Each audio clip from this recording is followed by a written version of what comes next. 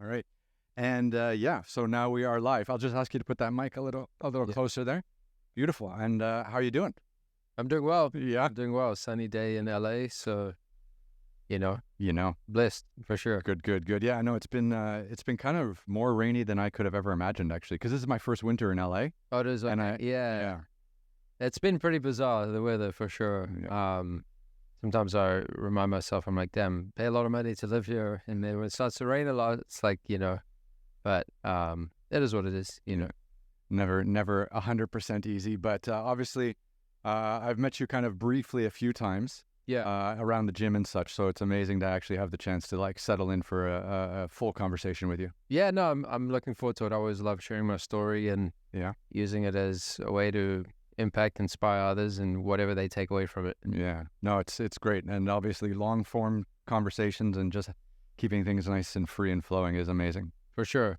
Yeah. Agreed. So where are you from originally? Originally South Africa, in Johannesburg, South Africa is where I was born.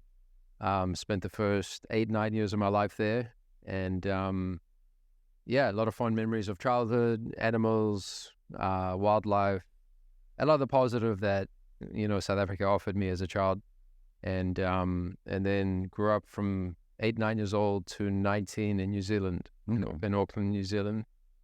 So you've got some tattoos. The question is, do you have a springbok tattoo? I don't, but the closest thing to it is a secretary bird, which represents, it's on the coat of arms for South Africa, and it represents pride. Mm-hmm. They're pretty vicious birds, secretary birds. So yeah, a lot of my tattoos are New Zealand, South African inspired. There's a lot of, it's my life story in art form. Absolutely, I love it. I played rugby for years and years. Okay. So I started playing like when I was 13 or 14, Epic. Which is a decade later than most South Africans. But I've never, like, anyone from South Africa who I met who was like into sports or athletic in any way had a springbok tattoo, and I always loved that because it was it was always on the shoulder or on the leg or something, because they always played sports and followed the Springboks. Yeah, probably if I lived there longer, that might have been me as well. Yeah. But the migration to New Zealand was like my pivot with the family, but still very much South African, and how I think about myself and my identity and who I am, and where I come from. Yeah, it's amazing how many incredible people in this town have come out of South Africa. Like when you think of like Charlize Theron, she's obviously quite famous. Elon Musk. Yeah. My dad went to the same high school at a different time, but yeah, they both went to Pretoria Boys High School. Yeah. Which is cool. But yeah, there's definitely some successful South Africans out there, and that have found their way to Southern California. And so what was the transition like from South Africa to New Zealand? I mean, those are like two completely different ways of life. They are. I mean, I think one of the biggest differentiators is one's a third world country with a lot of crime and poverty, and New Zealand, cops don't carry guns because it's a very different lifestyle and a lot safer, obviously. But in terms of opportunity and what my parents provided for us as young kids, I think that's the most special, because they left a dangerous environment, that might have been better suited financially at the time for them, to leave it all behind and create a brighter future for me and my brothers. So, often reflect on what they sacrificed to like start from scratch and move the other end of the world. And we got denied entry into Australia and the US. And the next option was New Zealand, which now New Zealand's really hard to become a citizen of. But back then it was actually easier. 16, what? It was like 90s, right? Yeah, this was like mid-90s. Yeah, New Zealand's a dream. I mean, I've never been there, but at one stage I was doing a lot of television shows, and my entire like post-production team was there. Okay. Because New Zealand became hugely famous for post-production with all the Lord of the Ring movies and everything like Hobbit that. And all the beautiful greenery and scenery that it provides. So like my editors and all my post-production guys, they were always like going out hiking on the weekends and like sending me like pictures from the South Island. Yeah, it's remarkably beautiful. Yeah. It's a special place. Yeah. So was New Zealand where you got into basketball? Yeah. Yeah, New Zealand was where I got into basketball, and I mean, had a gift of being athletic, I guess, and I first dunked a basketball when I was like 14. 13, I was dunking like a tennis ball, and then almost a volleyball. At like 14, I could dunk a basketball. So I had this natural gift, and that's when, kind of pivoted into the basketball, and a little bit of eyeballs on me enough to like, for coaches wanting me to jump on and play and learn the sport. So what's New Zealand like for basketball? I mean, were you able to, progress at the speed you wanted through just your high school team, for example, or did you also have to play on some other like rep teams or select teams? There's rep teams as well. So high school's not enough if you really want to like make it or go overseas. So utilizing all the relationships and connections I had. And I was, I guess, a later bloomer in terms of developing my skill set. Like I always had this gift of jumping, but then putting it all together and the coordination and fundamentals is what, came a little bit later to me. Even into my college career here, towards the end of it is when I really started to like click and learn how to play because I was, I was a good athlete. They put me in I played four. I played power forward in New Zealand at like 5'10", and that's crazy, right? Which I was still as drop stepping and getting dunks in games at like a 5'10" power forward. Like it was cool. I was catching oops sometimes in games. Like I was a good athlete, but that was the hardest pivotal period, was to come here in this fast pace and then learn how to play on the perimeter, which wasn't used to. Yeah, I mean, it's funny, like, because I played college basketball also at the University of Toronto, right? And it's funny how we all come out of high school as like our high school stars. Yeah. And then you just get slapped in the face that first year of uni. It's like, you got to do this, you got to do that. You're too big to play here. Yeah. You're not big enough to play there. And you've got to maybe change positions or change the way you play, learn a few extra things. It's a huge transition. It is. And then you look at like college to the NBA, even so, the same thing. It's a huge transitional period of, you got a lot of guys in college that are like good, and then only very few selected amounts of those go to the NBA and make a career. And then the ones that become superstars is such a minute fraction of those. So it's like this, you kind of funnel through and sift through until you get the greatest athletes or greatest, players of a respective sport. Yeah. Were your parents into sports and athletics? No, not at all. What about your brothers and sisters? Or my brothers, a little bit. I guess I'm the one that pursued it the most, and that was like the reason I moved to the States. So I used that as a lane to open more doors and create opportunity for me. And that's where a lot of like my passion came in, from wanting to be a better, a lot of it stemmed from me like watching a lot of US-based basketball culture, like He Got Game and all these movies I grew up on, and being inspired by it and saying, I want to experience college life as an athlete in the States, and I'm going to make it happen. And what about White Man Can't Jump? Oh, yeah. Yeah, no, yeah, for sure. White Man Can't Jump. We should go down to Venice Beach. Basketball He Got Game. Oh, yeah. Go play some ball down there. Yeah. That's funny. I used to play in like Maccabi-based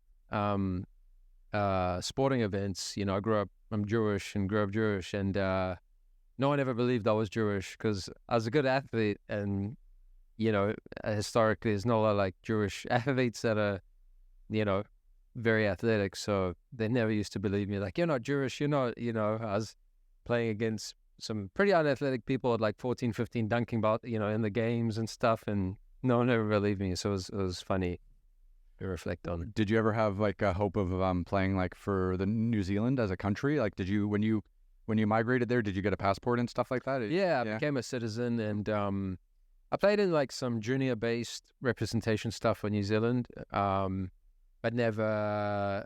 Most of my friends play for they call the Tall Blacks, the New Zealand national basketball team. The Tall Blacks. Yeah, so not the All Blacks, which is the rugby team. All Blacks is rugby. Tall Blacks is the basketball. All Whites are the soccer team. The Tall Ferns are the netball team. What's cricket again? That's funny. Yeah, there's a correlation between all the professional sports teams. Yeah. And that's funny. The badminton team are the Blackhawks.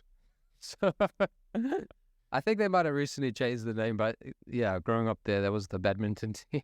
Did you see those two NBA players that did the jersey swap, where they got suspended because I think they spelled out like black dick? Right? No. Yeah. No. It's I saw an NBA. I saw some controversy around like a swap, but I didn't look get into it. Yeah, I think one guy who plays, his last name is Black, and another guy who plays, his last name is Dick. They did a jersey swap at the end. I think they got suspended. Really? Wow. Yeah. So no making jokes about that. Yeah. That's wild. So like, so how young were you where you realized like, whoa, I'm pretty good at this. Like, I'm going to try for a scholarship, or I need to go to the US to like reach the next level. Because I think like for me, I was like probably 15, 16 when I like started coming into my own and being like, whoa, there's something that I could probably get to the next level. Yeah. I would say like a similar age, about, I would say 15, 16. I moved here when I was 19, and a few years before that is when I started figuring things out. And to be honest, I just I wanted to do it, and like I didn't know how accomplished I was to be able to compare to like US talent, but I don't know, it was a drive in me that wasn't going to take no for an answer. You know, it's so strange because one of the things that most Americans don't get is that like obviously people play basketball all around the world, right? In New Zealand or in Canada, and we think we're pretty good, until we get here. And I just remember I was rocketing and rolling in high school, like best player on my team, blah blah blah blah blah. And then I came down. I went to Cleveland, Ohio, and I did this like 2-week prep camp, all with like the top recruits from the United States. And I was like, this is where I'm gonna like show people I can play. And I was like, holy shit, these guys are like NBA players. Like the quality level between what was going on in high school in the US versus it's crazy. Yeah. A lot of it is because they just as athletic as guys in the league. They're just younger versions of them. So they have the same build, the same raw talent, the same and they develop into the guys that make it to the league. So like you're literally playing against a younger, less experienced version of some of the guys that end up tearing up the league. So 100%, the way they get up and down the court. I was like a good athlete, and I came here, I'm like, well, everybody's a good athlete. So it's not easy. So did you come to California to play basketball at the university? You went to San Diego, right? I moved to San Diego and went to a school down there. Initially, I went to JUCO, and I didn't have a scholarship, and earned my way to then eventually, get a scholarship and get schooling paid for. But first 2.5 years, there wasn't that. So it was like, how do I figure out how to financially support myself, how to pay school fees, and I was on a student visa, so I was very limited in, what I was able to do. So that was probably the biggest hurdle. The basketball stuff was fun and easy. It was, how do I financially like figure stuff out? And you came over by yourself, not with your family? By myself at 19 with $2,000 to my name. That's scary, man. Yeah, so sometimes I reflect on it. I'm like, that was ballsy. It was not a lot of 19-year-olds, I think, now, especially now, would make a move like that, or I guess have the courage to do it. Yeah, no, it's a huge risk. I mean, especially like New Zealand is really on the other side of the world, and it's not a short distance. And to come here at 19 with no money and no scholarship already, and have no like support system around you must have been rough. Yeah, I think I don't know. Like I have faith in the unknown, and I lean into it, and I'm like, I guess in the back of my head, I'm always like, what's the worst that could happen?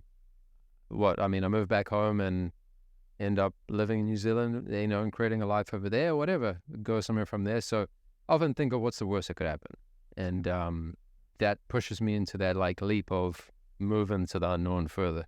Yeah, that's nice. That's powerful. That's a nice kind of like motto for living your life. Just lean into the unknown. Lean into the unknown and think about what's the worst that could come out of this. I take very calculated risks now in life, and with my body and longevity and health. But in terms of like making a decision, I think that they say life begins at the end of like your comfort zone, which pushing yourself into that direction is powerful, because a lot of people overthink things and don't take risk, or they think so much about it that it deters them from doing something. But I'm more like, try to be more action oriented with what I do. Yeah, I think that's true. I think a lot of people like overthink certain situations, and then they end up thinking themselves or talking themselves out of taking a risk that they could have shouldered, or just not pursuing a dream because they think they're going to fail or something like that, which I think is crazy. And everybody is, I do it myself too.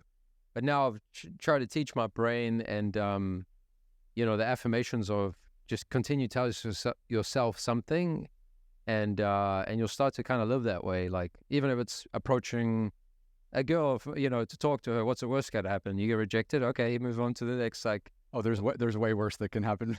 Yeah, exactly. Sometimes, just try to keep life lighthearted and realize, your problems are not that major in, spectrum of what could be going on in your life or in the world, or, kind of magnify things or look at it from a different perspective and lens of, look what we are. We're some minute thing in this crazy atmosphere and universe with who knows how many other life forms and things going on. So sometimes that perspective shift to me is very powerful in how you see things. That's part of why I want to go to space, is a perspective shift of seeing the Earth from this whole other viewpoint that you can't get other than going to space. There's no other South Africans who think like that. Yeah. Have you tagged Elon? Not yet. Hey Elon, we got another South African that wants to go to space with you. That'd be epic. That would be awesome. My best friend spent quite a bit of time with him when they were filming Aquaman. He was dating Amber Heard, and my best friend was Jason Momoa's trainer for Aquaman, and did a lot of work with him. So I went to spend a couple of weeks with him on set in Gold Coast where they filmed it. Nice. But yeah, so he was cooking, hanging out with Elon for a good while he was flying in and out. Oh, that's pretty epic crew. Yeah. Jason Momoa, Elon Musk. Elon, yeah. There was a bunch of Dolph from Rocky. Dolph Lundgren. He was there. They had a crew. Nicole Kidman. Yeah. No, there was a crew. Hugh Jackman? Was Hugh Jackman part of it? I don't think so, but yeah. That's how I got into the dog pound, is because Kurt was training Hugh Jackman at the dog pound in New York, and then I was living in New York for a couple months, and I was just like, I gotta check this place out, and I've just been going ever since. That's cool. Yeah. Shout out to Kirk. Yeah, I love Kirk. He's great. He's the best. He's coming on like next week. Oh, amazing. Yeah. He's a great human. He is. I got him out finally, because he's going to be in LA for a while, so I managed. Yeah, that's right. Yeah, he's here till May. Well, that's wild. I mean, it's nice because, like, I think if you want to play basketball at a professional level, you have to. I think you have to come through the U.S. system. I know there's good teams in Spain and Croatia and the Spanish team. I guess the French team when Tony Parker was there was pretty epic as well. But I mean, like, this is the mecca of where the majority of the talent globally is, and to play here is a humbling experience. For sure, and even from the sense of understanding to learn the game, how it's played in America, even if you end up going back and playing somewhere else, to learn the game from here and the fast-paced, super athletic-oriented side of the game. Because obviously Europe developed more fundamentals, and they're more fundamentally sound and rely on things that are less about being a freak athlete. But you got to experience this side of it too, to really, like, I think, fully grasp it and appreciate the game and develop, into the best you can be. So what was it like coming from, okay, so like I came from Canada, which is kind of like New Zealand, it's a pretty quiet, pretty safe place to grow up. You don't have a lot of danger around. Crime is relatively manageable, or at least it was when I grew up in Toronto back in the day. It's not quite like that anymore, but and then coming to like the US, like where everything is happening all the time. Like how is, and like, you obviously, your parents saw the news about, things like gun violence and crazy politics and crazy media. Like, what was it like just coming from, a quiet New Zealand life into the US? I mean, I moved to San Diego, which was cool because it's pretty peaceful and safe, and only transitioned up to LA about a year and a half ago. So I think going to a place like that, there was, I moved to like Oceanside, Carlsbad, which is very peaceful, safe. Good place to be. Like, it's very like sought after and places to live.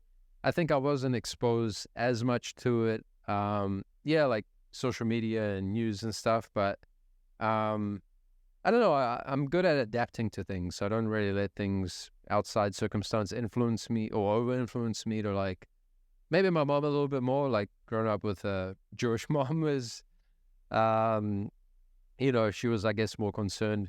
I found out after I moved here, like she was in touch with my basketball coach a lot to make sure like I was always good. And, I'm very independent and, I've learned to take care of myself from living on my own, since 19. But, I know she was in touch with my coach a lot to make sure I was good because that was the closest person to me here. Yeah.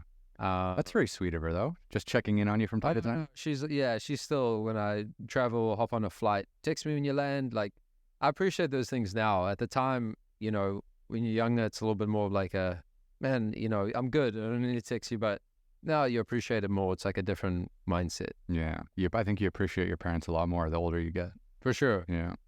For sure. So what was it like moving from junior college into a proper university program here in San Diego? Like, what was the jump like in the basketball? It was definitely a pretty big like transition in terms of skill level and structure, and then guys with scholarships. So it's like a different mindset because junior colleges in California don't offer scholarships. So then going to a 4-year school where most of my team had played Division I ball. So I went to like a good D2 school, but I think 10 of our guys played Division I at some point. So like it was basically like a D1 program. Mm-hmm. Our coach coached at UCLA and USC majority of his career.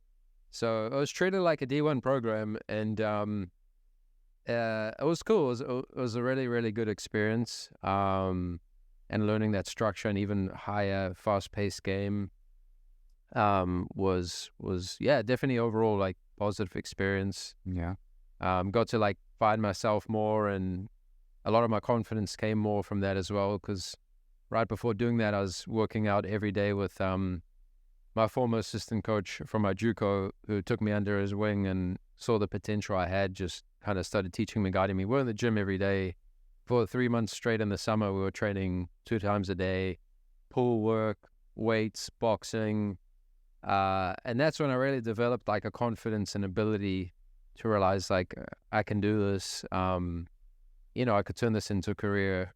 And that's when I started thinking more long-term of the game of basketball. And what was the academics like? I mean, were you just at school to play ball, or were you learning anything along the way? Because, man, I can remember, like, I just missed so many classes in university.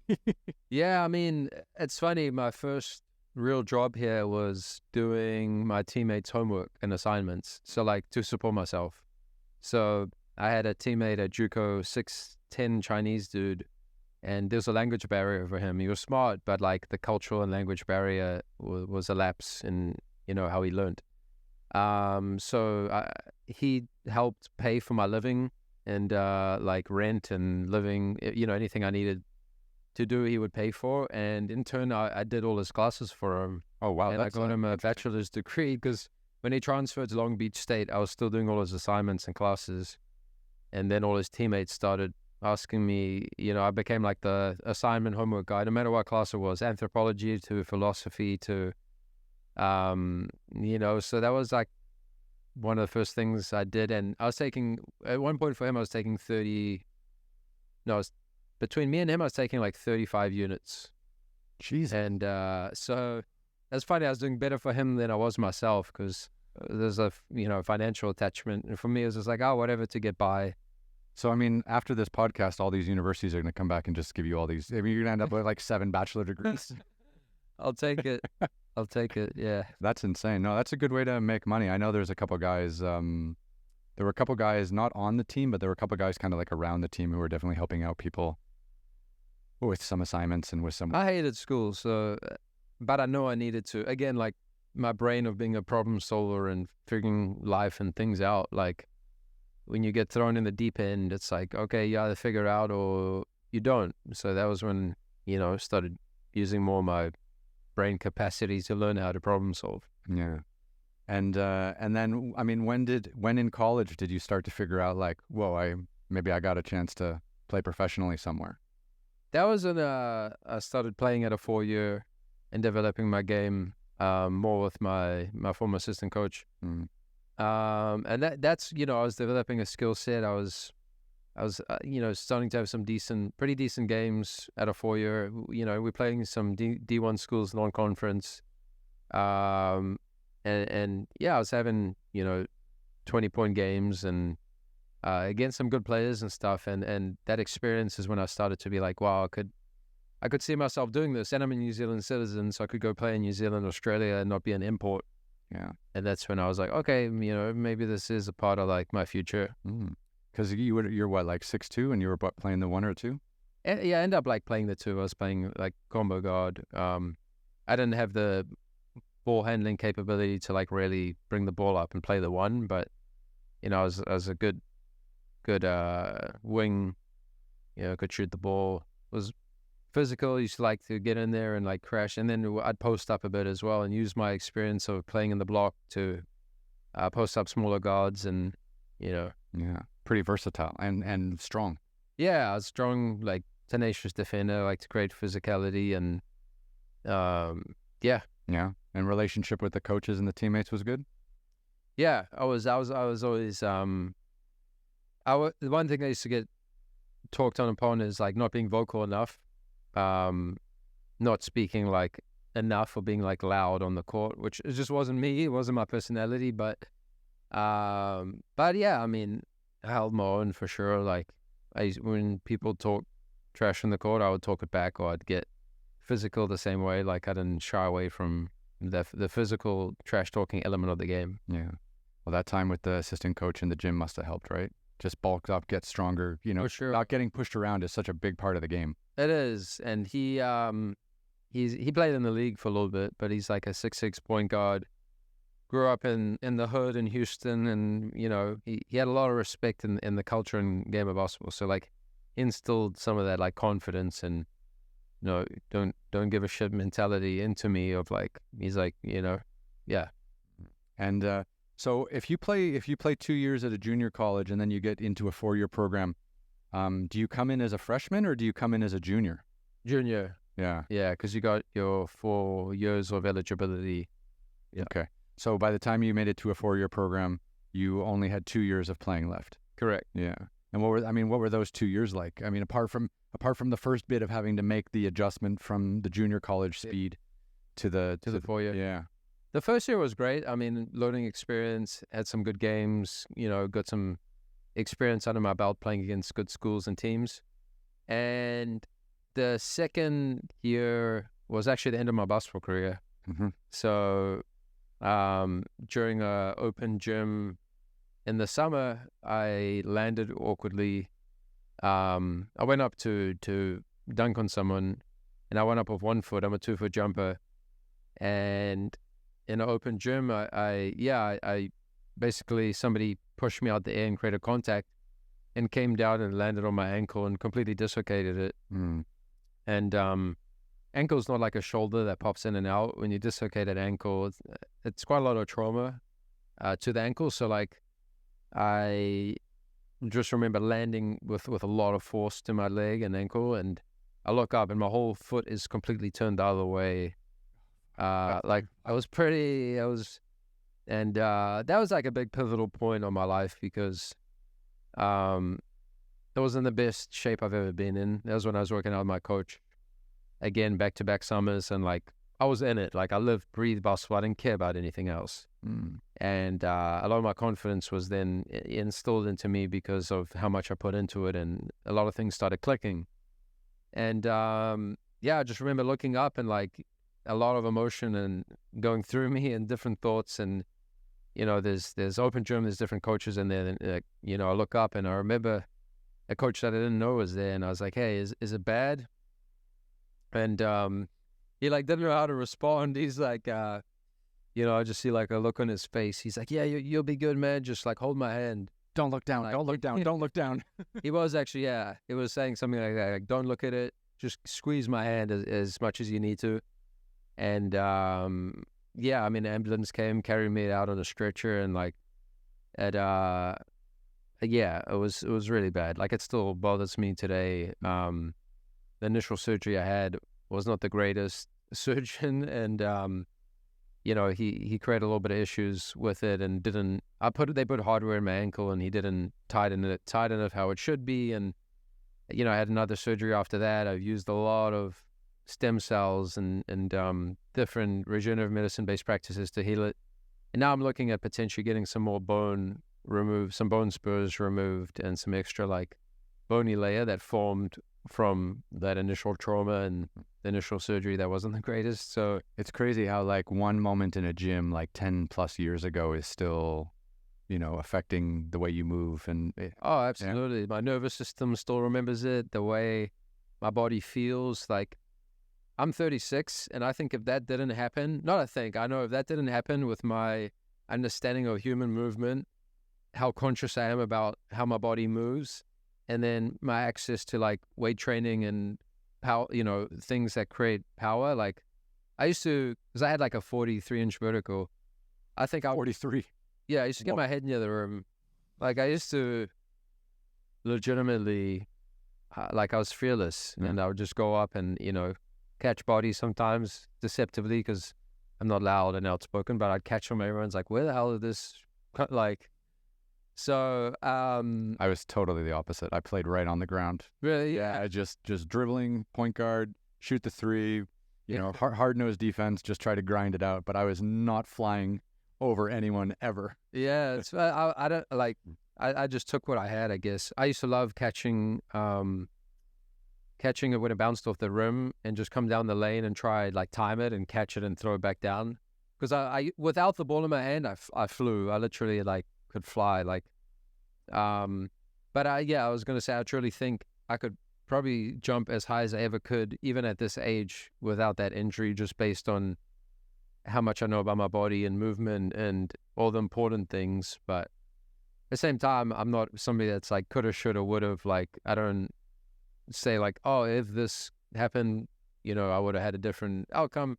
Yeah, I think about it, but then I'm like, okay, well, this is where I'm at now. Let me deal with my current reality, and life's been very good to me. So I'm not, I don't like dwell on the past. Yeah. So what was it? I mean, when you graduated from university, I mean, where did you go? Like, how did you decide what to do next? I knew I wanted, at that point, like, I couldn't go play professionally. I couldn't go explore that, overseas dream. For me, it was just because I wasn't good enough, like, flat out. Yeah. Well, I mean, part of it, I think, is being self-aware in anything in life, right? Yeah. Like, I didn't know how long my career would be, but like, I could have used my citizenship in New Zealand to go explore and play over there. But and for people who don't know, like Australia and New Zealand have a really good professional league. I mean, it's not like the NBA here in the US, but maybe it's not quite as good as some of the European leagues, but it's still like a high level. Yeah. Like, especially Australia, it's one of the top, I think, 3-4 leagues in the world. They pay well. A lot of guys that don't make the NBA go play there. Well, now even guys that before they go to the league, like LaMelo Ball played there before he joined the Charlotte Hornets. So, no, it's good. It's really good competition. New Zealand has pretty good competition too. Prior NBA guys will go there. And so that was like the next potential step for me. But when that happened, I was like, I knew I wanted to stay in SoCal. I loved it here. I was like, I've developed my identity and who I am as this phase of my life here. And I was like, okay, well, I'll figure things out, figure out what the next move is. And I just pivoted based on that. Was it easy visa-wise to move from like a student visa to getting a chance to like live and build a life for yourself in the United States? Because I know that transition from being a student visa to getting a work visa is actually what keeps a lot of the best, smartest people in the world from staying in the United States after they get their education here. It is hard, yeah. I was able to secure a work visa and sponsorship and stuff, which pivoted to next move. But yeah, I try to figure out any way I could, stay here. And well, you're in Southern California. I mean, it doesn't get any better than this. It doesn't. Quality of life here, and like, I think I'm truly blessed to also have the perspective of living in different parts of the world, and then coming here and like finding home. So one of the reasons why I wanted to talk to you, obviously, is because we've been in the gym a couple times and you work out like a beast. So I was like, I got to chat with this guy. But I've been super impressed, as once you introduced yourself to me, and then I looked online and found out all about you. And I love how you've kind of kept your fitness, how you've kept fitness as a huge part of your life. But then now how you've also transitioned in this most recent phase of your professional career into supporting other athletes as a mentor, as an agent, as a manager, and helping other athletes find ways of making a living. And this is I think spectacular. I appreciate it. Yeah, because no one knows what athletes are going through. Like if you haven't done 2 a day for 2 weeks, and thrown up twice a day, 2 weeks in spring training or preseason, you have no idea what these people go through. Mm-hmm. That's true. I mean, I think a big part of it me is allow them to focus on their craft or the things that they're getting paid to do or want to do, and then helping like support them and provide value in other ways that I become an asset to them. So a lot of it clicked when I'm like, how do I provide whatever I see as value to others and the people that I want to spend my time with? And that's essentially like how I built out a big part of my career and agency. And it stemmed from working with the inspirational guy Zion Clark, who's born without a lower half and with a crazy life story in the foster care system without parents, and crazy, super compelling story. And I saw the potential of what he was to the world and how many people he inspired just through being himself. And I was like, man, if I support this guy in some capacity, I resorted back to like the problem-solving brain that I had of, I've never been an agent, never been a manager. I don't really know the world of entertainment because I've never worked in it. But all I knew was I'm going to help somebody and I'll figure out the rest along the way. And that's how I became his manager, ran his social media. I grew it. I helped him build it. I did everything. I was his publicist. I edited all his content for him. I traveled with him, built his speaking career. And then, I started problem solving and figuring things out like, okay, this is, how you build a brand essentially. And approached him not like an individual, but like as a brand. And that's where I learned a lot of things along the way. And now, I run a marketing agency with a lot of talent, but it all stemmed from him as like the prodigy behind it. So where did you go from busting your ankle and having your college career end to now wanting to transition and take all that knowledge that you've built up and help, other athletes focus on their athletic pursuits without having to worry about the social media, the marketing, the branding and all of that? Because what people don't understand is like, everyone's like, oh, they've got so many social media followers, or they've got so many YouTube followers and they put out so much like fun content.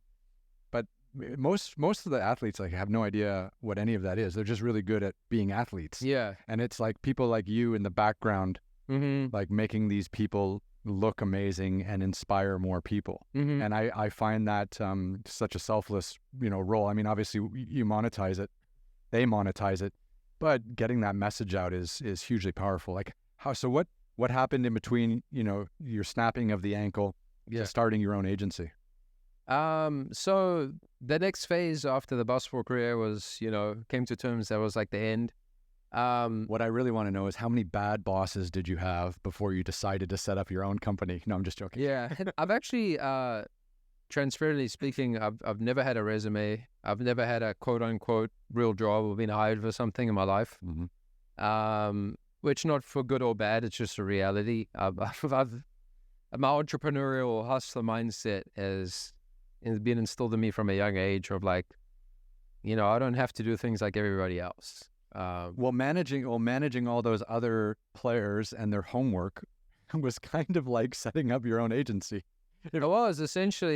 Like those were my clients and like I was the agency behind them. Like, essentially, if you look at it that way, I've been doing this for a while, just progressed to different industries and different things. And, even one of my other hustles was selling Jordans back in New Zealand, like, US-based clothing and Jordans. And because of the markup there was crazy. So I ran like a New Zealand eBay and would go I became friends with a manager of Foot Locker, and I'd get like 50% off when they had staff sales. And I'd load up whatever I had, $1,000, and that would, be equivalent of two grand MSRP in the US, and then you ship it back. That's like $4,000. And then I had a whole thing going on and until they banned me because you had to be domestic to use the site. And so so mom and dad wouldn't let you use their address anymore?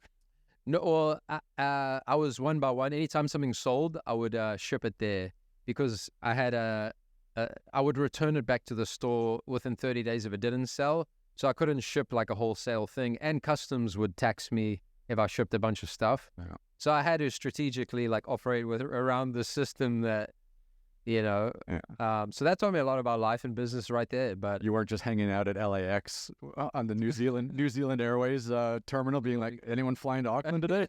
That would actually be smart though, slip him a little bit of... Looking back at it, if I thought that way, maybe I would have done that. But I knew a guy in Hong Kong, and I don't know if this is illegal or not. I'm just saying what happened. I'm not sure as to the legality of it. Yeah. But he had this guy. He worked as a bouncer at a bar, and we became quite good friends because I would just kind of stand and chat with him and have a few drinks. And really sweet guy. But he had a side gig, and there were all these companies in Hong Kong that like were making like machine tools, and were making all these like really highly specified precision equipment. But they were all like carry-on size. Okay. And he had a really nice side business, and sometimes these people would need to fly something from Hong Kong to Zurich, like, and they need it, and then it's like you need to be like at noon they'd call him up and be like, we need you on the Zurich plane at 4 p.m. And come by, pick up your briefcase with this like machine tool in it. And obviously it didn't look like a weapon, or he wouldn't be able to get on, like it had a blunt end or something or whatever. He said it was always fine going through security. And then he would, arrive in Zurich, do one night in a hotel, come back, get someone else to cover for him at the bar. But he was making thousands of dollars on each trip because these pieces were so expensive to make, and the demand or the urgency of the people who needed them. So he had this side hustle of just running equipment out of Hong Kong. And I was like, oh man, you needed a shoe guy. Yeah, that's funny. I was the shoe guy. Yeah. I was the shoe guy. No, but you needed a runner. You needed someone who could put on the Jordans, get on the airplane, fly back to Auckland, and then come back. Well, anytime I would come back is when I'd load up my bag with a bunch of stuff from here, without the boxes and stuff, and then have a big basketball bag of all my basketball shoes and stuff that I'm bringing back there. And people used to do that in Canada. People used to come down to the U.S., go shopping, load up, bring it back to Canada in their cars, and then sell it out of the back of their cars or at school and stuff. Because the tax in Canada was so high. Yeah. Even though the U.S. currency was stronger, it was way cheaper to buy stuff in like Buffalo. I grew up in Toronto, right? So yeah, you drive, and then you pick up and bring it back. Well, yeah. You can always find a way.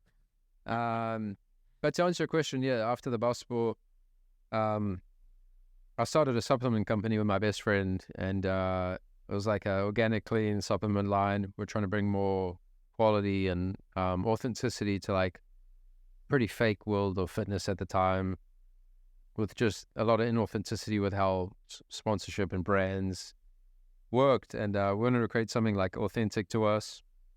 And we created a supplement company. I worked with R&D for about 1.5 years developing products. I was very passionate about it. I've been health conscious since I was a young kid. So, we took his network. Best friend is the same guy that was training Jason Momoa, and that opened a lot of doors for him to work with people in entertainment and build some good relationships. And he was in the WWE as well. So like through that, he built a bunch of relationships. That's no joke. Yeah. No, for sure. He's made for the camera and TV. I'm more behind the scenes guy. But unless you're flying through the air dunking on someone. Yeah, exactly. Then I might get seen a little bit. But yeah, that was we started a supplement company. Learned a lot. It was the first real startup that I ran. With like an LLC, and try to do things legitimately as a company and brand. That's amazing though that you went from like leaving university and then going straight up into like entrepreneurial startup mode, and not like looking for a job or trying to play it safe or whatever. I mean, like I love that, because so many people they don't feel comfortable unless they have like the security of like a Yeah, I'm kind of like quite the opposite. Like I like the freedom and flexibility to just do what I, figure out things again. So I didn't even cross my mind to like look for a job, to be honest. It was just That's awesome. it's never something I've done. So why am I going to start it after university? My college degree didn't really mean much. It was just to get through school and make sure I was eligible to hoop. And I have a master's in political philosophy. really, have you used it? Maybe in just these talks. Yeah. No, I mean, look, I think it's the commitment to like finishing school. I want to make sure I did that and go to graduation and all that good stuff. But yeah, it was always like, well, what's next? And I kind of let fate determine that, and disciplined enough to be like, all right, I'm going to figure out this industry of supplements. Like I know my experience of nutrition was pretty up there. Like I've always been into stuff before it became marketable or cool. So took all that and developed some really cool products that were, to help people function better, from sleep aid, immune support, functional greens with mushrooms and turmeric and all kinds of good stuff. Were you one of the ones that came out with these gummies? Like everything's a gummy now. Have you figured that out? Like all the supplements, all the vitamins, it's all gummies, and I love gummies. Yeah, everyone's doing like the vitamin gummies and all that. Yeah. No, this was actually before gummies were even really. This is about 8 years ago. So it was before like the big gummy movement. So yeah, anyway, we created these products, and then we had raised a little bit of money. I'd invested whatever I had into the company, and took some hard lessons and understood like we didn't have enough money to really become a big player in this and compete with the big companies with a huge marketing budget. And through that is actually when I met Zion. So my best friend was on the Ellen DeGeneres show with Jason and with Momoa, and Zion was there the same day filming his episode with Ellen. And we had seen him a week before on social media doing like box jumps on his hands, and we were pretty inspired by him and wanted to get him involved in the company. So Zion has no legs. He only has an upper body, basically. Only upper body, no leg development. He was born with a rare birth defect. It's called caudal regression syndrome, and it affects the lower part of your spine and then certain limbs, in his case, legs. He has all his organs fully functioning. There's different like levels of severity of it, but in his case, they're basically legs and lower portion of his spine. He's had a couple of spinal surgeries to straighten the spine and help with scoliosis and things like that. But yeah, remarkable human with a crazy life story. And we had saw him doing these box jumps on his hands, jumping as high as people do with their feet on his hands. That's serious. Yeah, that's no joke. Which he now actually has a Guinness World Record for the highest box jump on his hands. What a legend. Yeah. No, he's pretty remarkable. And you met him at the Ellen DeGeneres show. So my best friend was there with Momoa, and actually right after is when we all connected.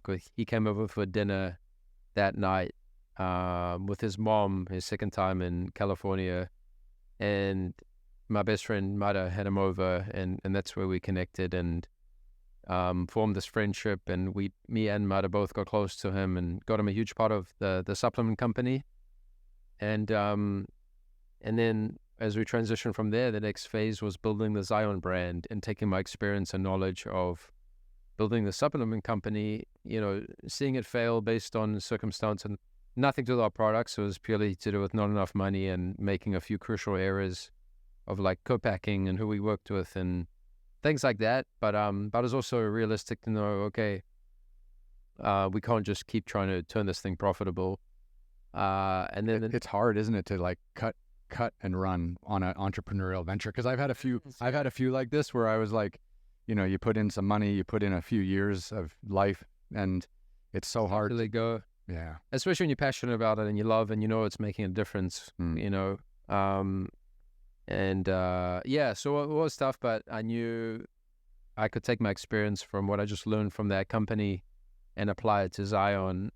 And so from supplements to a human being, how do you build out that same like brand recognition, and how do you I think conceptually it's the same. It's like having core values. What does this person stand for? How do you promote them through social outlets and marketing? What is their value add? How do people what is people's perception of them, and how do they conceptualize that? What is the message to the world? What are the ethos of this brand? So it's like a lot of, the same thing. A human can be a brand, which they are a lot of the time, right? Like Magic Johnson is a basketball player, but he's also his own brand, that his IP is very powerful.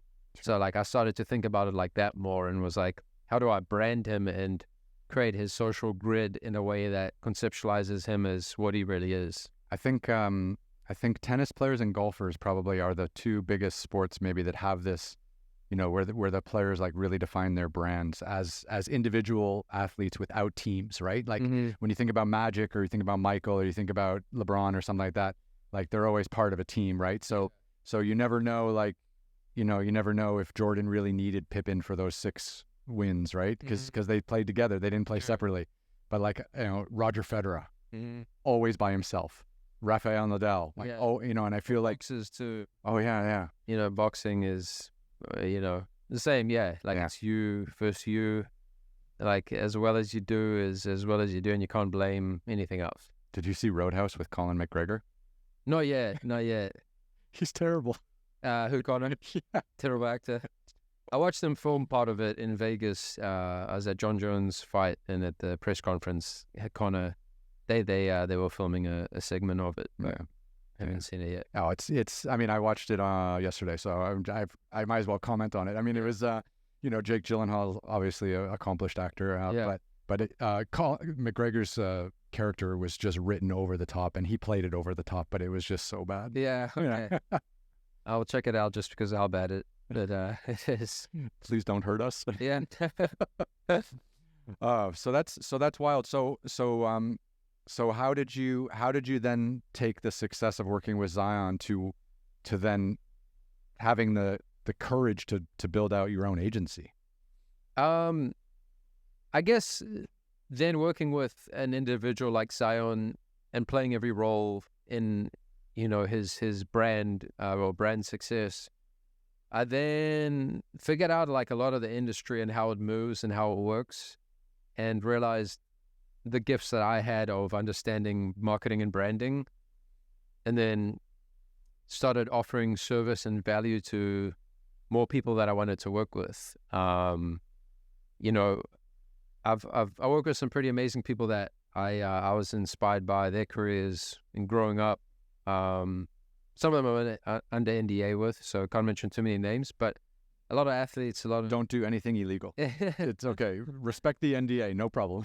So, but yeah, just people that I was really inspired by their growth in careers and their excellence of some of the greatest, athletes. And are you able to say, like, are you working with retired athletes who are now building out a business portion of their career?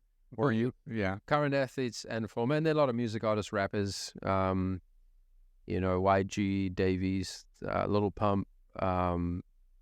There's I probably have a roster of about 75 athletes, entertainers, celebrities.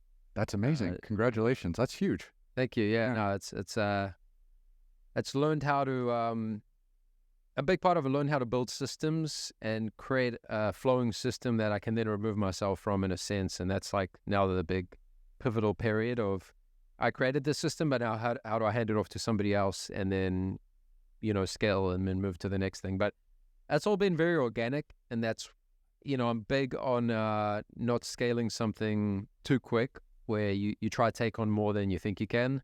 So I'm big on like being methodical with opportunity in business, and like really evaluating, do I have the bandwidth and capacity, the growth, the ability to take this on? So I think my whole life transition has been this organic process of growth, without like, nothing has been very abrupt or a crazy like movement. It's just been the slow evolution and growth of who I am. Yeah, no, that's so you have 75 clients. How many staff do you have working with you, if you don't mind me asking? Or you can just say 120 employees overseas. 120. Wow, that's a big operation. Yeah, so because outside of the individual athletes, we do other work as well. Like, what are you doing here with me? You should be working. Yeah, no, I mean, I find the one thing I find time for is taking care of myself, and that's the workout, the recovery, the eating clean, all that good stuff. But no, I do have a good operation and team that run a lot of the day to day. So like that's that system I've been building, and have a partner overseas in the Middle East that runs this large team over there, and then I have about 8 people in the States that work for CL Talent, my agency. Okay, that's incredible. So when you decided to take the work that you'd done with Zion, I guess as a one-on-one, yeah, when you decided to scale up, I mean, did you look for a partner who had 20 years experience in this industry? Did you look for capital investment from some of the rich people that you'd rubbed shoulders with over the years? Or did you just be like, no, I got this. I've made enough money. I'm going to be my own boss and just run with it? I always find these stories the best, because some people sit around waiting for other people to give them money to the point where nothing happens, right? Yeah. I've never taken money from anyone. I've always put my own money into anything I've done. Other than the supplement company, my partner brought in a little bit of money from some people in Hollywood, but me, myself, and anything I've personally done, I've never, like, now it actually helps other people raise a little bit of money in certain regards, just off my network and relationships. But an individual approached me for some social media marketing work for Zion, and who's now my partner overseas managing this large team. So it actually came from him approaching me for my, Zion as my client, and then him seeing my network and opportunities we could work on together. And now we've been doing this for about 3.5 years together, and done pretty well together with this, and now scaled things out further and further with some US based partners. It's always good to have like a strategic partner that can bring something to the table that you're not able to do, or that you don't have the time to build out. 1,000%. Yeah. You got to know your skill set and your value and what you're good at and what you can provide, and then outsource or hire or bring in, like realize what gift you have or what. And that took me a long time to figure out what value did I, in business did I provide? Because I've never been hired, so I never had a resume. I've never been told, okay, you're being hired for this task. So it makes for a while, I asked people. I did like almost analysis of asking people that I trusted would give me a real response of like, what am I good at? What do you see value in me? And it was just being a likable human, connectivity, being authentic, things that I stand for as a person. And I was like, okay, those are my gifts. How do I take these and develop and build off these? Because we all have our perception of ourselves, right? But it's also about how other people perceive you. And that's a very important skill to develop and understand, like EQ and reading a room and self-awareness. And, because, you might view yourself this way, but it's just as important to understand how people, and a lot of people are like, well, I don't care what other people think of me. You really should, to a degree. Yeah, don't think, it's not everything, other people's perception of you.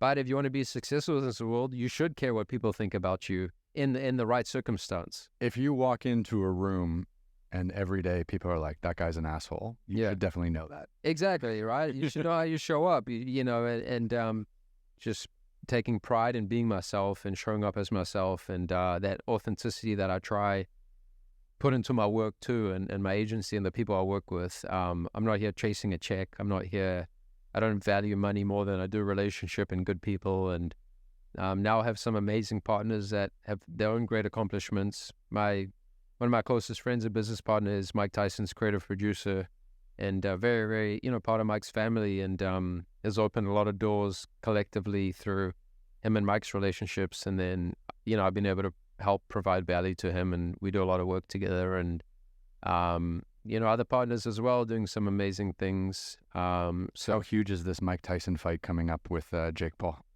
It's big, because it's the older generation of people that respect Mike and his legacy and career, and then you have the young Gen Z audience that know Jake and how he's come up, and combining those. So it's like it's one of the biggest global things in history, and the way technology is now with access to like digital, and it's going to be big.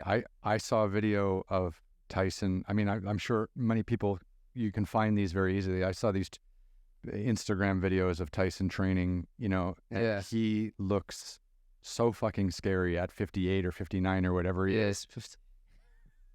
No, for sure. It's amazing. Some of that stuff. Yeah, it's. I hope I can move at that age.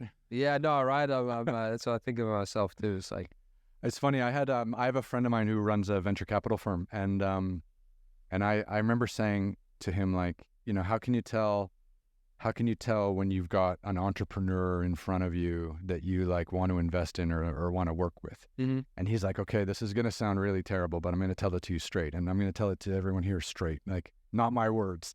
But he's like, hiring an employee is kind of like getting a spoon, right?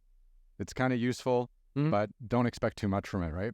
But he goes, if you want to hire an entrepreneur, you need to hire that person has to be like a Swiss Army knife. Mm-hmm. Like they've got to have a spoon, a filer, a knife, a fish hook. Like you need to be able to do accounting. You need to be able to read a contract. You need to be able to understand marketing. You need to know social media.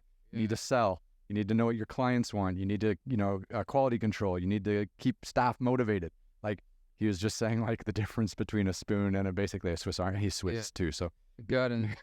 Well, and that's why, like, what does a Swiss Army knife do? It solves problems. So being a good problem solver is what a Swiss Army knife does. It has different elements of it that no matter what that circumstance you're trying to solve is, it has the tools to do it. So that's why I refer often to like being a good problem solver, because that's what entrepreneurship is. Yeah. Whatever thing comes up, how do you solve it? Yeah. And today the problem is marketing. Okay, you got to put on your marketing hat. And tomorrow the day is accounting or legal, and you got to put on your legal hat. Yeah, exactly. That's no joke, man. So where do you go from here? You've got 75 clients. You're managing things great. Where do you want to be in the next kind of 12 months? I don't really put like a expectation of. I think about it, but like I don't like need to. I like the organic. I like the process. I like just enjoying every day and like as long as I'm moving in the right direction and I feel growth and the reflection of what I do, every week, month, and look back at that version of myself and try to become better.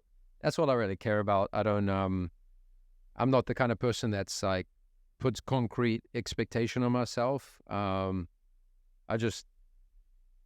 The accountability piece of knowing I show up every day and give my best and do my best. It's like things compound. So you look back in a year's time and be like, wow, I set certain goals of what I want to do and how I'm building and moving, but without necessarily like, I need to do this or that. It's good because it sounds like, and I'm just understanding this from what you've told me, it sounds like you don't have any investors in your business, so you don't have any like downward pressure on you to perform. I've never wanted to I've been offered it and for scalability purposes and bringing in, and now I've got to answer somebody else. Like, am I really still that same entrepreneur that started this as a young kid that have done anything to support myself? Mm-hmm. To me, entrepreneurship is like get to choose who I work with and do things with, and that expectation falls upon myself. So eventually maybe it was more looking to like exit, because I think it's important to still understand how long you want to do something for, or what think about those things, but I won't be disappointed if certain things don't happen. But no, it's all me. I own 100% of my agency, and it's just me in marketing agency format. So I'm doing more work now developing my personal brand through social media and doing podcasts like these and sharing my story as a form of impact to inspire others, whatever they can take away from it. Yeah, I mean, there's a lot of former athletes like yourself and like me, where we didn't go on to play professionally. Mm-hmm. And it's like, well, now what do we do? Like, you just, you've been playing basketball since the age of 6. Yeah. And then it's over at 22. And you got to have, now your life really begins. Yeah. And it's like, well, now what do you do? Like, what do you like? What do you want to spend the next 40 years doing? And you have no idea. Exactly. Then I got the privilege to hear Magic Johnson speak a few days ago. Oh, he was doing that event in LA, the 21st. Yeah, Inspire. Aspire. Actually, I had Zion speak at it about 9 months ago at the Ontario one they did, and I have a few friends that work and run the organization, so I always go try to support them. But I definitely wanted to see Magic speak and drop some gems. So somebody in the crowd asked him, how did you deal with having to retire when you're still in your prime and still And he's like, to be honest, all it did was expedite my future into becoming a businessman, because he was spending a lot of time with the Bus family and the owner of the Lakers and learning and digesting things from a billionaire. And he's like, yeah, it was tough for the first 6 months, but it really just expedited my future quicker. In his eyes, because now he's become a billionaire and obviously very successful and impacted a lot of people in minority community and culture and done some amazing things. But that was his answer. And I reflect upon my own injury. I'm like, you know what, maybe it just expedited my future and pivoted me in a way that I'm still, I'm doing things that I would have potentially done anyway. But just because if you think about it, like let's say you had gone back to New Zealand to play and you're 22, right? You left the US, you went back to New Zealand. Maybe you would have played 8 or 10 years. Then you would have been like 32 and known none of what you know now. Exactly. So, and things, it's how you see things. Things, I think, happen for a reason in one regard, or even if they don't, it's like, how do you adapt based on what does happen? Because you can only control certain circumstances in life, and certain things you can't. But, not having victim mentality or dwelling on things, just keep moving forward. Like, I like the stoic mentality and like belief system of not letting things phase you too much. Yeah, I mean, like I actually transitioned into like adventure travel and adventure television and stuff. So I made, That's awesome. Yeah, so I was like climbing mountains and walking across deserts and stuff like that. And I was just like, today can go terrible. I'm fine with that, as long as like I take at least one step forward instead of 2 steps back. Like as long as today I'm moving forward, and even if it's not what I wanted it to be, as long as I can see like some moment of progress, I can go to bed and wake up tomorrow, ready to go again. I like that. Somebody said something of like, give 100% of what you have that day. So that might just be getting up and walking around the park. And other days it might be like pushing your limits, and but give 100% of what you have that day, because not every day you're gonna have the same energy and mindset, and there's a lot of outside circumstances that determine how your day goes. I think that's really important, because I think like some days you wake up ready to just kill everyone, like take over the world, but it just doesn't happen, right? So every day as an entrepreneur, I think you need to like reset your goals and adjust your mindset based on what's actually possible. Exactly. Like, be realistic with what you have to give. Yeah. Because some days you're just not, or you didn't sleep well enough, or you sleep deprived, you jet lag, whatever it is, just give what you do have. So where do you stand? I'm always interested in asking people who run like boutique agencies like this. Like, you're an entrepreneur, what you've built up, your own thing from scratch, which is epic. You've got 75 clients, which is probably right on the borderline of like being a boutique agency versus going more mainstream or getting bigger. Yeah. Like, where do you stand on getting bigger and managing more clients and then bringing on more staff, or just keeping it at this level where you are, where we're probably, you're quite comfortable with your day-to-day business, I'm guessing. Because I remember like I was running these language schools in China for many years. And we were always like, we have to grow, we have to keep building new schools, we have to keep new cities, new schools. It was very much brick and mortar back in the day, before like internet or learning was very big. This was many years ago. And we really judged our success on, how many schools, how many students, how many schools, how many students. But for you, I'm just wondering, like, if you have like a real path forward where you want to stay small and really deliver like the highest quality service to your existing clients, or whether you want to like triple your client base in the next 3 years.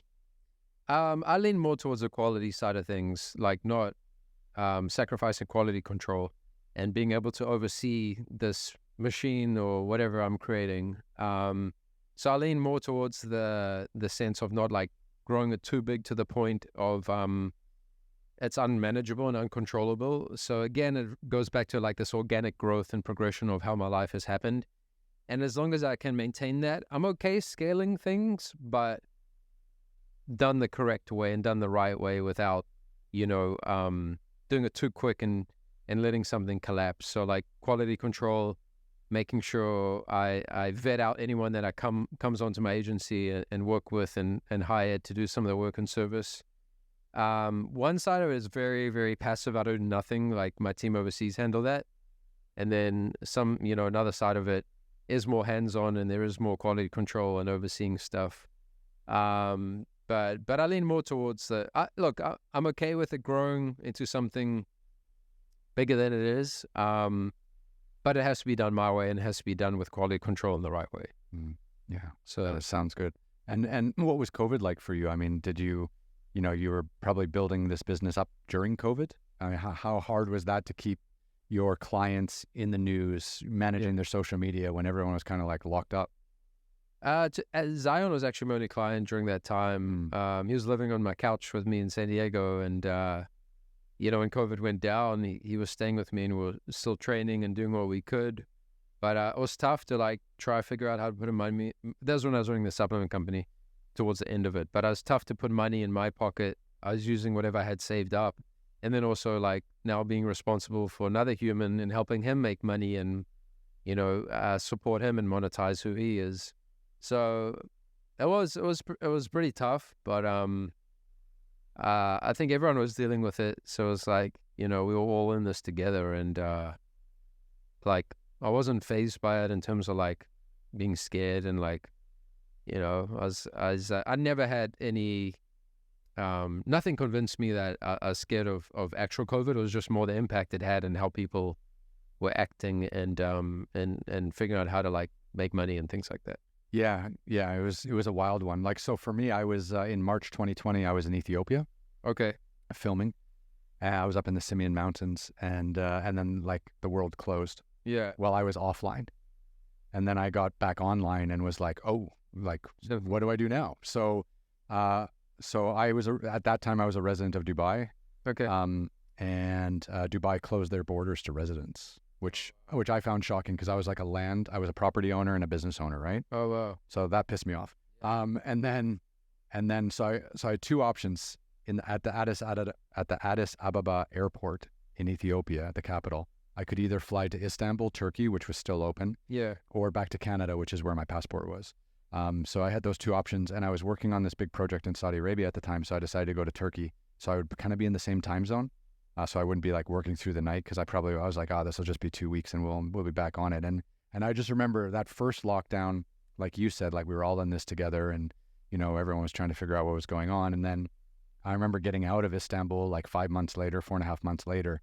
And then I was filming all summer in Europe. I was in Switzerland and Poland and Malta, Croatia, Montenegro. And then I remember the second lockdown in November. The US didn't lock down too badly, November 2020, but all of Europe did. And then I remember that lockdown was like the one that pissed me off. Yeah. Because I was like, man, we got this under control. We don't need to lock down again. Like, people are getting vaccinated. Like, let's just get back to work. Because for me, I needed to either get on a plane to go film somewhere, or I needed to get on a plane to go do a speaking event. Okay. And so like there was no work basically. So I was just twiddling my thumbs. Yeah. That's the worst when you just, I did one online speaking event paid, and it was the most depressing thing I've ever done in my life, because I was just staring at the Zoom screen. Yeah. And when you said something funny, like people would clap, but they would clap by pressing the mouse. And you just see these little hands flapping on the side. It's depressing. Yeah, no, for sure. I could see that. There's a huge disconnect.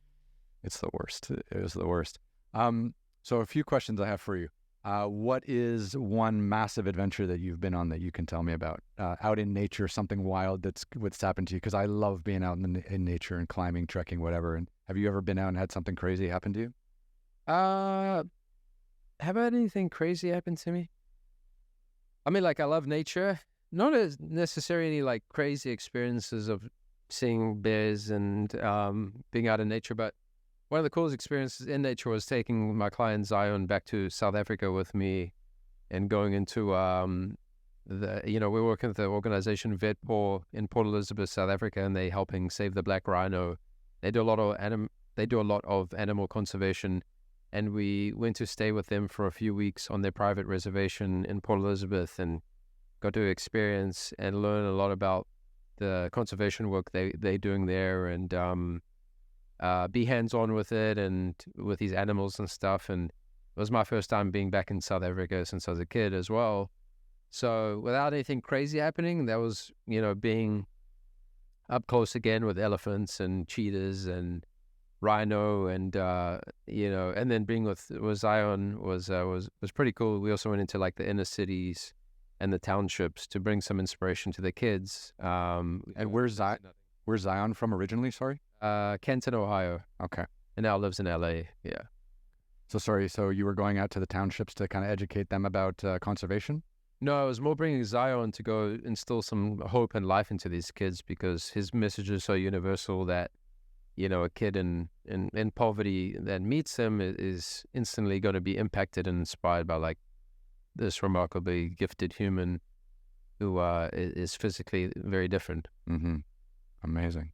And and do you have a good, after living now in LA off and on for years and now here permanently, do you have a good celebrity story? Everyone's got one. Celebrity, actually, I do. I guess I have a funny celebrity story. Those are good.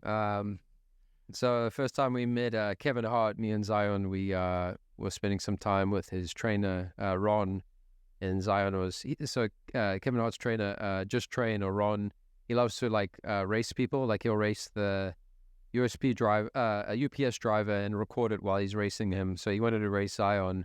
He's like, I don't care, if you're running on your hands, I'm still going to smoke you and run just as fast as I would with anybody else. So they shot some really cool content. And then Kevin Hart, we had a studio, and he just gets done recording something. And then, he comes by and is about to say hi to us. And then Zion's like, he's like, what's up, Kevin? He's like, it's probably the first time you had to look down talking to another man, huh? To Kevin Hart, and that's tough. Kevin Hart looks and then looks again, and he starts laughing, and he was like, you could tell in his head he was like processing it, like, I'm the comedian, what are you, the one making fun of me? Yeah. But yeah, Zion cruises on a skateboard and went to shake his hand, and obviously Kevin Hart's like 5 foot, so it was just it was like a funny, just sporadic moment of but I met a ton of celebrities. It's cool, but I've I don't. Everybody's human. I don't ever get really starstruck, or my goal is like, how do I work with these people? How do I bring in value to them? How do I actually become a conversation? And that's a big part of how I build my agency, is learning my gifts and then providing them to people that I want to work with. I remember. So I was living in China. I lived in China for 18 years, from 2001 to like 2018, 19. Do you speak Mandarin?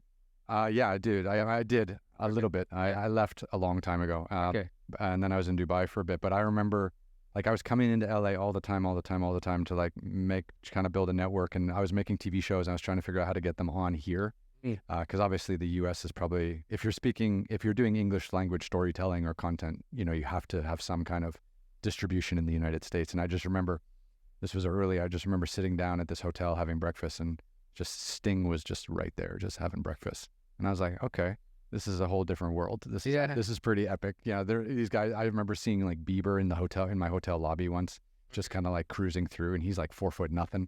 Yeah, and I play basketball against him in LA in a basketball league downtown that my friend runs. Mm-hmm. And I know Kirk knows him pretty well too. So the first time I met Bieber, that's actually a cool story. I mean, I play in this basketball league. It's kind of like the Drew League, good competition. And I was there stretching on the side, and Bieber comes up to me and daps me up, and I'm just stretching. I didn't realize it was even him. Like he needed a haircut. You were in your zone. I was in my zone, stretching, like getting the old body moving, the ankle, cranking again. And he comes up and daps me up, and I was like, oh, cool, another white guy with tattoos. So I was like, what's up, man? And then I'm stretching again, like getting ready, and I start shooting, and then the ball bounces kind of to halfway. He was on the other team. And then again, he says, what's up to me? And I was like, all right, this dude, I don't know, whatever. Like he wants to say hi to me. So then he does it again, by the time he shakes my hand. And then as he turns away, I saw on the back of his neck, he's got like a angel wings tattoo. Mm-hmm. And I was like, I think that's Bieber. And then that billionaire Canadian boy. Yeah. And then I mentioned to my boy, I was like, that is Bieber, right? Like, who runs the league. He's like, yeah. He's like, no one knows it's his first game. And I ended up playing against him, and I think I had like 16, 17 points. And it was my best night of the league. And the competitive side of me came out. The ankle was feeling good. I even tried to catch a hoop backdoor on him. This was only about 6 months ago. Oh, not bad. Yeah, I tried to catch a hoop. I told my point guard, throw one up, and like I went up and caught it, and then hesitated and got scared in the air and like, laid it up. But he was like, dude, you're way above the rim. You should have just thrown it. I was like, well, I'm also don't have the same mindset after injuring myself. But and then we talked up and down. I guarded him most of the game. How's his game? He's like he's got like a street ball game. Like he does have some swag on the court, and like he's naturally an athlete. You can tell. I know he's good at hockey, and like, but he's naturally coordinated and has rhythm and knows how to like, but you can tell doesn't play enough to like really make like a huge impact. But he's solid for a celebrity. He's good. For a celebrity, he's good. Yeah, I'll put it that way. But all these like Bieber fan pages started like following me, and like I posted a little thing of me and him playing. So now you're being hunted by the Bieberites, or what are the Bieber fan pages, and but he was very grounded and humble, and like how, at least my experience, meeting him a few times briefly. So how often are you playing these days? I mean, how's the ankle feeling? How's the rehab feeling? Like, are you back playing once a week, twice a week? What's maybe once a month? I box a lot. I box 3-4 days a week, and yeah, I see you boxing. Yeah. Use my ankle for a lot of boxing because the wear and tear of the basketball is just too much to like. I wish I could do it more, but it's not worth like. Again, I look at like the longevity of my ankle and how my body feels, and so I do all the recovery healing stuff that I can, but my knees take quite a bit of impact from the ankle dysfunction, and so yeah, I do what I can, but once a month maybe. Mm-hmm. And I don't often get to speak to another LA transplant. I mean, sometimes you speak from people who are like Colorado or from Seattle, and they're like, oh, they made the big move to LA. Yeah. But not as big as your move, right? Yeah. Or even my move, because I ended up in China and then Dubai, and now I'm here. So I've kind of been all around the world. But like, do you like living here? Like, is this part of where you're going to be? Like, are you planting like long-term roots, or where's your mind between where you are, your business desires, and the city of Los Angeles? I do like LA a lot. I think I love what it provides and gives, and the opportunities and access to things. A lot of like, as I mentioned, I'm very health conscious, so having access to all those things around and being at the forefront of a lot of that stuff in regenerative medicine and healthy foods. I love all that.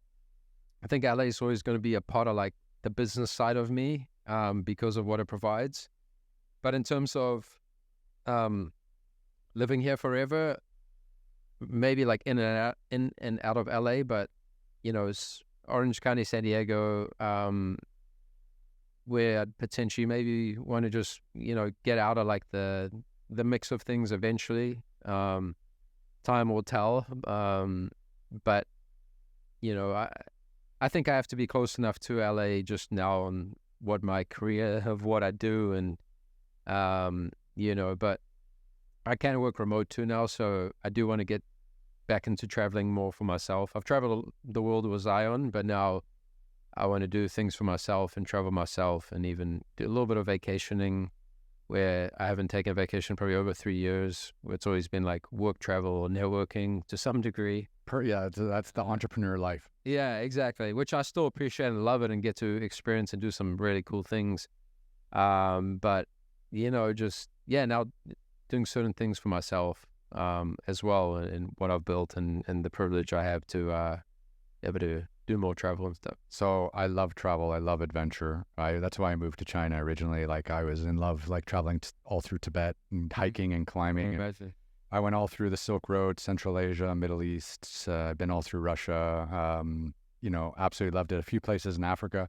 I mean, is there something like on your bucket list that you're like kind of focused on, or maybe even like training towards? Like, do you want to climb a high mountain? Do you want to? How do you say that? Yeah, I want to. I also want to get my ankle right to do Mount Kilimanjaro. So my good friend is climbing to the highest peak in every continent. He's getting ready to do Everest in about 50 days. Yeah, the 7-on-7. Yeah. He Yeah, so like what's the Argentina one? Aconcagua. He did that. He did Antarctica. He was the first guy to bring Wi-Fi to the top of Antarctica, where the highest point of a human can go. Yeah. He had Starlink and SpaceX funded, and he bear crawled the New York Marathon. So he's remarkably insane, inspiring, and you know, very purpose-driven human. His name's Devin LeVake.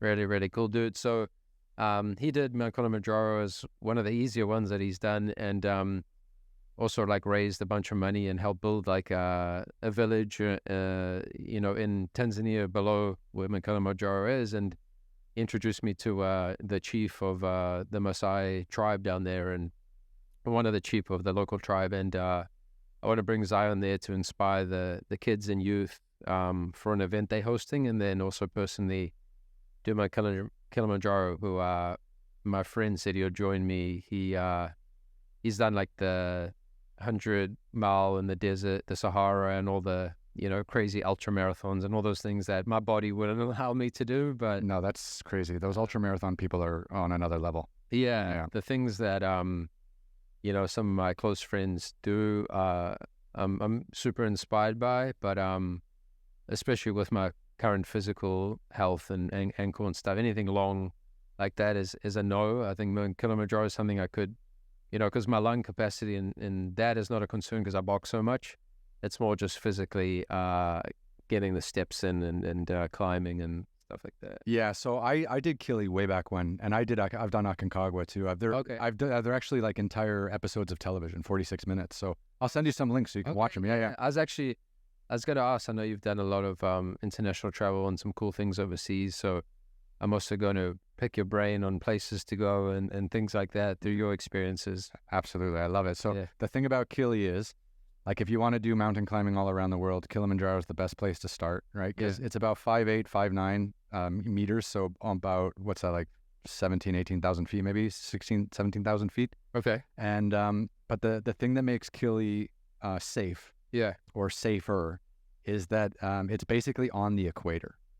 So when you look at you know, the equator that goes around the world, the equator almost goes right through Tanzania, which is right near where Kilimanjaro is. So the good thing about being on the equator is you get pretty temperate weather.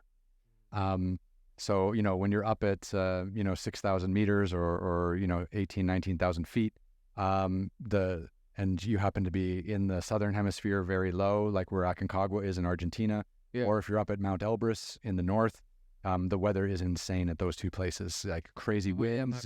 When my friend was in Argentina doing, how do you pronounce it? Aconcagua. Aconcagua. Yeah. He had to wait a few weeks in a tent until he could go up for safe conditions to go climb it. So he was getting really frustrated and almost left, but he's like, I'm gonna stick it through and wait till I'm cleared to go. It's insane. Like we got delayed probably 3 days because of some bad weather that we had to just wait at base camp. Okay.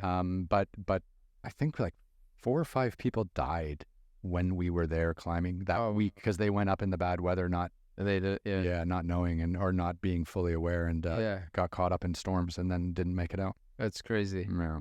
The sunrises from Mount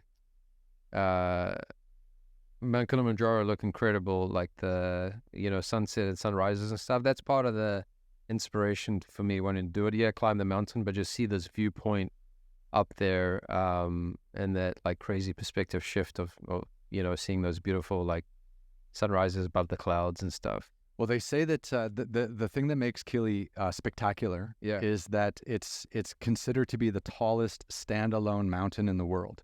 So the thing about Everest or Aconcagua or Elbrus, you know, all these other mountains in other parts of the world, is they're all part of a range. So you're surrounded by mountains in every direction. Yeah. Which is cool. You get up to the mountain and you can see the other mountains, but you're on the biggest one, right? But you have more clarity because of how tall it is compared to everything around it. Well, there's nothing around it.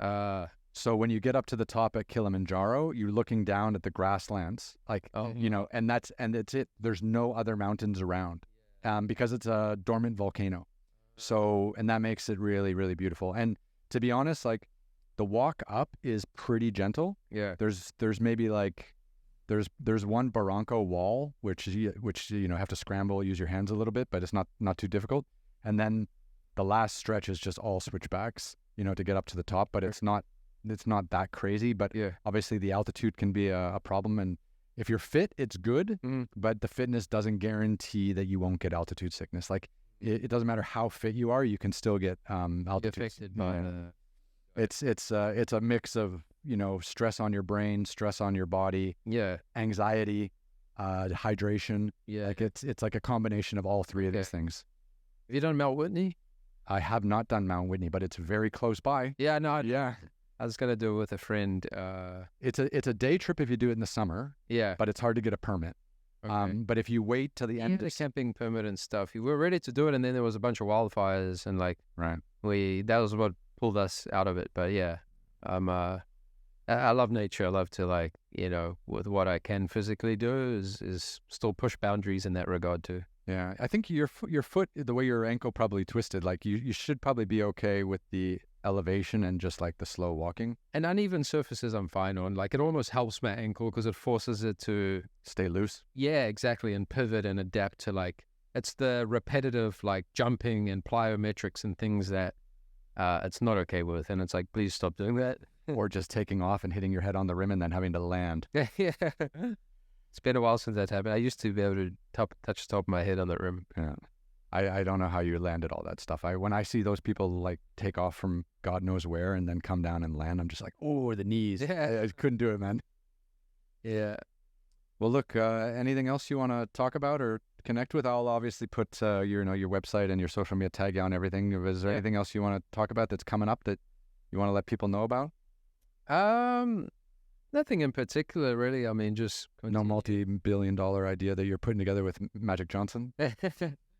Not yet, anyway. No. First encounter was meeting him, but no, nothing in particular. Just I guess gonna keep building my story and sharing what I do and having an impact. I mean, to me, the success is about being shared with other people, and that's big on me. So bringing the people around me to come up with me and whatever my accomplishments and goals are, and help keep making a difference and finding purpose in what I do. The true team player. For sure. Yeah. Excellent, man. Well, look, we'll just split it to here. We got us both wide. Great to meet you, man. You as well. Come back anytime. Amazing. Thank you. We're out.